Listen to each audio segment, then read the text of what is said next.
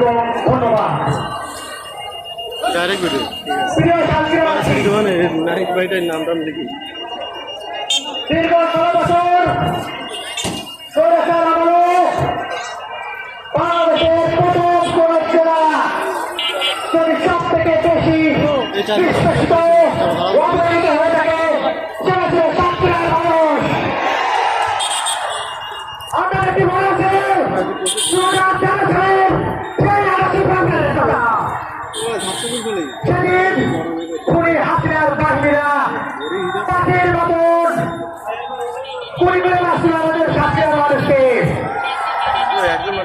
আমরা সেই দুঃসহ স্মৃতি, সেই দুঃসহ বেদনা কিন্তু আমরা ভুলে যাই নাই। আপনারা জানেন এই জুলাই বিপ্লবে আমাদের সাতক্ষীরা থেকে কিন্তু 5 জন শহীদ হয়েছেন এবং 200 আহত ভাইয়ের রক্তের বিনিময়ে দাঁড়িয়ে আজ আমরা এখানে কথা বলছি। প্রিয় সাতক্ষীরাবাসী, আপনারা জানেন আমাদের সাতক্ষীরার প্রধান সমস্যা হচ্ছে পানির সমস্যা।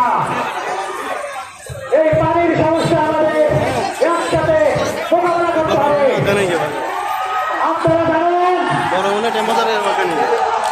আপনারা জানেন কিছুদিন আগে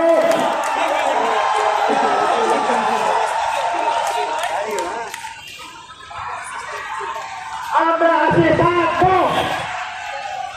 আমরা আছি থাকবো, আমরা আছি থাকবো, যুগে যুগে লড়বো।